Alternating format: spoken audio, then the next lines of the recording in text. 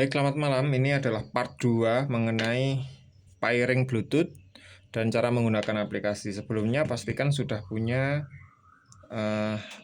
menginstal aplikasinya ini ya. The Simple versi 4. Dalamnya kayak gini yang versi 4. Nah, kayak begini. Ini ada warna ungunya. Itu ya. Terus Bluetooth kita pasang atau kita nyalakan dulu timernya. Kita nyalakan timernya.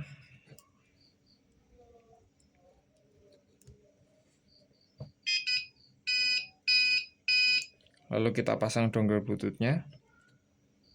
Lampunya menyala berkedip-kedip, artinya belum di-pairing. Nah, untuk pertama kali nanti nama Bluetoothnya belum muncul di sini. Jadi kita harus pairing dulu lewat sini. Karena ini Bluetooth serial ya. Nah, lewat menu ini.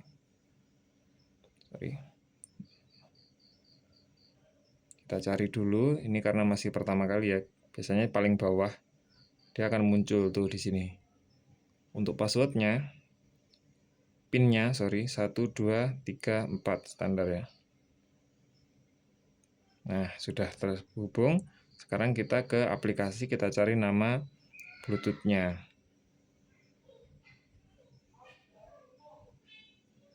Ini dia.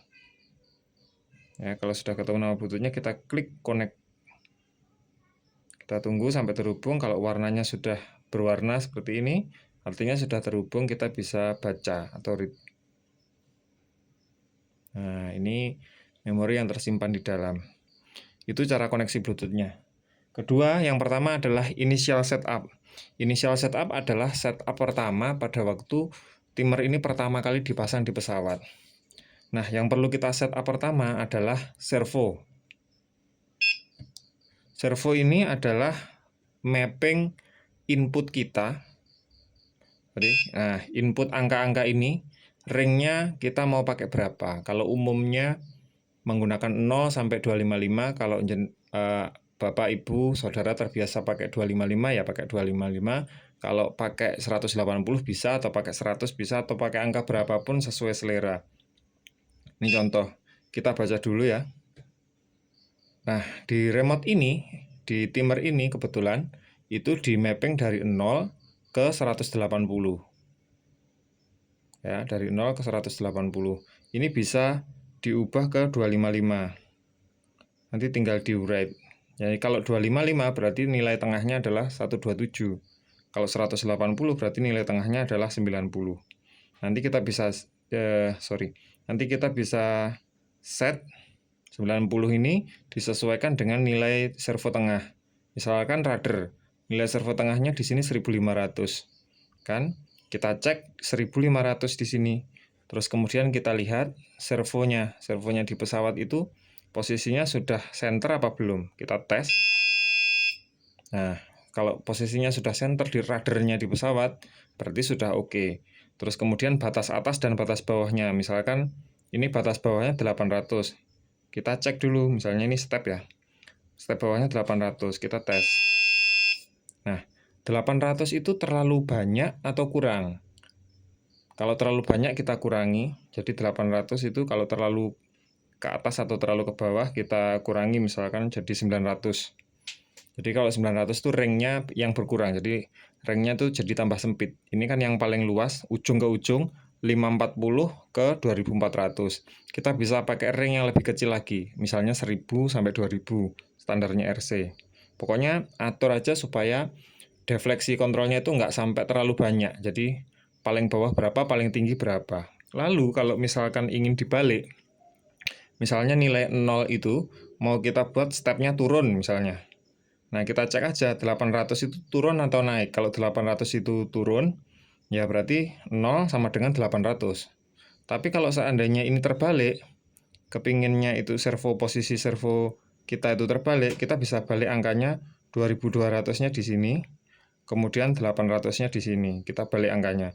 Nah, kalau angkanya kita balik begini, nanti arah servo otomatis akan kebalik. Jangan lupa di write. Nah, kalau sudah tersimpan nanti angka servo akan kebalik. Ini saya kembalikan lagi ya supaya angkanya tadi angka sampelnya tadi nggak kacau.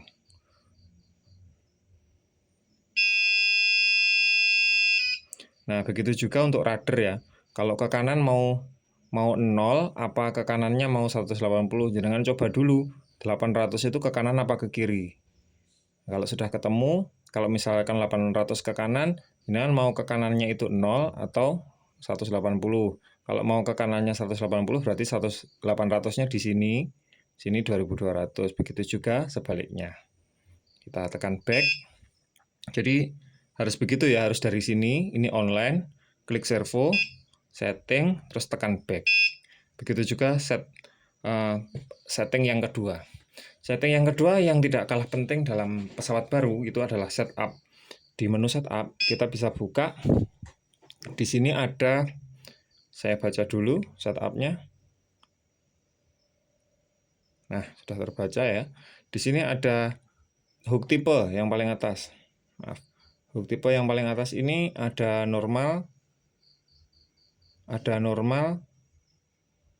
terus kemudian reverse. Reverse itu untuk yang latch-nya, kunci latch-nya itu terbalik. Jadi aktif open. Jadi kalau switch-nya terbuka malah dia on. Terus kemudian yang hook servo. Untuk hook servo pengaturannya ada di sini, bukanya di berapa, nutupnya di berapa, jenengan bisa masukkan angkanya terus klik tes. Nanti posisinya sudah benar buka apa belum. Kalau terbalik buka tutupnya, ya angka close sama opennya ini ditukar. Terus ini hook open delay. Maaf ya, fokusnya. Nah, hook open delay. Sorry, ini hook relax delay. Ini adalah waktu untuk mendelay ketika pakai hook servo pada waktu kita kendor. Seberapa lama kita kendor sampai hooknya nutup lagi. Kalau ini kita kasih banyak, misalnya 1 detik, berarti kita harus kendor sampai selama 1 detik sampai hooknya nutup lagi. Umumnya sih 300 oke. Sorry, hilang. Saya baca lagi ya. Nah, terus kemudian ini baterai calibration yang kedua. Ini adalah kalibrasi baterai kalau seandainya baterai yang terbaca tidak sesuai. Terus ini tow time out itu adalah waktu towing ya. Kalau selama ini di sini di set 40 detik misalnya. Kalau selama 40 detik hook tidak bergerak sama sekali, nanti dia akan langsung lompat ke DT. Terus kemudian acceleration time out itu adalah kalau kita tahan pesawatnya dalam posisi hook terbuka atau accelerate, tapi kita tahan terus. Nah, kalau sampai melebihi waktu ini yang kita atur 5 detik, itu pesawat tidak akan ngeban tapi akan langsung menuju DT atau glide. Ini kalau ini di set 1 berarti dia langsung glide, nggak akan ngeban. Jadi di bail out. Nah, setelah itu semua jadi, maka kita bisa setting di sini. Menu-menu di sini adalah waktu, terus kemudian posisi step, posisi rudder, dan posisi wing. Nah, di sini ada posisi circle, posisi circle paling atas, kemudian posisi strike, accelerate. Nah, warna ungu itu adalah warna yang sedang kita tes di mana. Jadi kalau kita sentuh ini misalkan circle, posisi servo akan menuju ke posisi circle. Circle-nya step itu 75. Posisi DT-nya itu misalnya 180 kan. Kita tekan DT. Nah, dia langsung ke posisi DT. Jadi warna ungu ini adalah indikator bahwa sekarang yang sedang dites itu di posisi berapa. Terus kemudian yang tidak kalah penting adalah waktu ya. Waktu sebelum rilis pada waktu accelerate itu setelah hook terbuka, kita ada jeda ini 0,005, ini biasanya diisi 0 aja kalau hooknya nutup. Jadi begitu waktu ini habis langsung ke posisi accelerate. Dia akan tetap bertahan di sini. Kalau hooknya kita lepas atau talinya kita lepaskan, dia langsung lompat ke ini pitch up. Tapi kalau kita tahan terus sampai waktu ini 0,8 detik, dia akan pindah ke sini. Kita tahan terus lagi, belum kita lepas juga sampai waktu ini terlewati, dia akan masuk ke ini. Nah, ke accelerate 3. Baru setelah accelerate 3 ditahan, nunggu sampai time out tadi 5 detik. Kalau 5 detik terlewati tadi, dia akan lompat ke glide atau DT. Tapi kalau seandainya dilepas, maka pitch up nih yang terjadi. Dia langsung ke posisi ini. 30, kemudian menunggu 0,2 detik, atau detik 0,2 kemudian pindah ke posisi 100.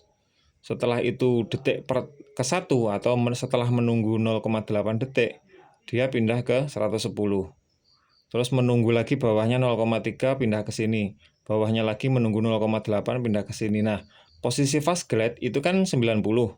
Nah, supaya 90 ini tetap ditahan selama 2 detik dalam hal ini, di contoh ini 2 detik, nah maka harus ada angka 2 detik di bawahnya fast glide ini. Jadi, angkanya mengikuti ini. 90 ini selama 2 detik. Nah, setelah 2 detik selesai, dia kan harusnya pindah ke 85. Nah, karena 85 ini di bawahnya 0, maka ini dilewati. 85 ini juga dilewati. Terus 85 ini juga dilewati. Dilewati sampai ke posisi glide. Nah, posisi glide adalah ini. 85 yang ini, yang paling bawah ini posisi glide. Waktunya ditahan selama 180 detik, terus kemudian dihenti. Yang barusan Anda dengar tadi itu adalah nada pesawat timer menuju standby. Jadi sekarang timernya itu mati. Kalau kita lihat di serial monitor, nggak ada apa-apa. Timernya itu dalam kondisi sleep. Nah, kalau kondisi sleep seperti ini, timer tetap menyala, tetapi servo-servo mati. Gunanya kalau kita lagi nunggu lomba pas lama, itu supaya nggak habis baterainya. Nah, cara menghidupkannya bagaimana? Tidak perlu di restart, kita cukup tahan hook ke depan.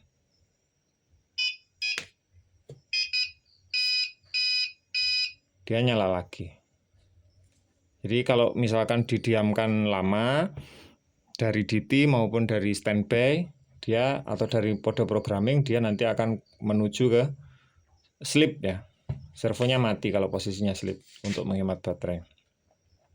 Itu yang perlu kita setting. Terus kemudian dalam menyeting ini caranya adalah pada waktu menyalakan timer, servo hook tidak boleh maju.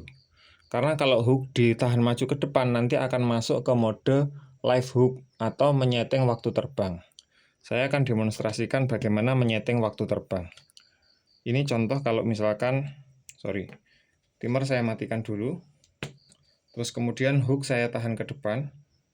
Lalu timer saya nyalakan. Ini hook tetap ditahan.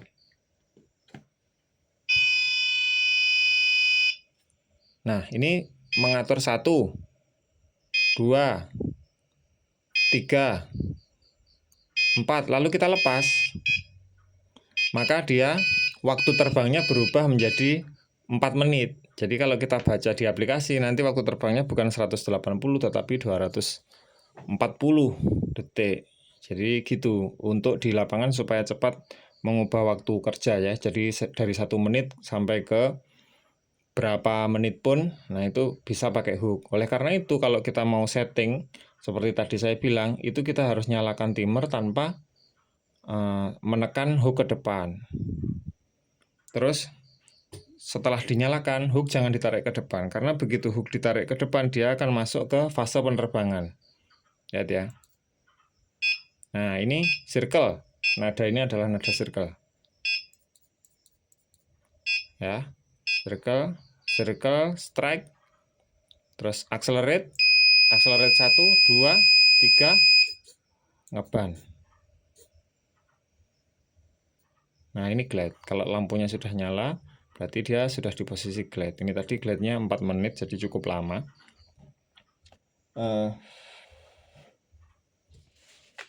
Itu untuk inisiasi setup. Terus kemudian sama flight program ternyata juga sudah. Oh, ada satu lagi yang belum saya sampaikan mengenai flight program ya. Ini saya koneksikan lagi. Saya reset. Ini dari glide kita tahan aja hooknya ke depan selama 3 detik atau 4 detik. Nanti dia akan reset. Terus kita klik reconnect. Nanti dia akan connect lagi. Nah, begitu connect lagi. Nah, ini selain fitur ini tadi untuk ngetes posisi, kita juga bisa langsung tes tanpa menggunakan hook, menggunakan test run ini. Nah, untuk test run, nanti posisi glide-nya akan dilakukan selama 2 detik aja. Kita coba ya.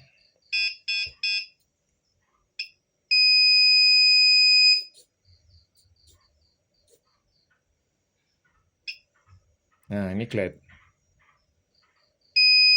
Ini DT. Nah, akan kembali lagi ke strike. Seperti itu. Terus kemudian kalau misalkan sudah selesai menyeting, ini kita bisa cabut aja. Cabut. Terus habis gitu, udah hooknya dimajukan. Dia mungkin akan ngeban sekali. Kalau misalkan dia ngeban, tunggu aja sampai glad, terus di reset ya, ditekan tahan. Nah, ini sudah di posisi towing, siap untuk melakukan pertandingan. Oke, kita akan lanjut ke bagian terakhir nanti mengenai workflow timer dan fungsi-fungsi timer di lapangan.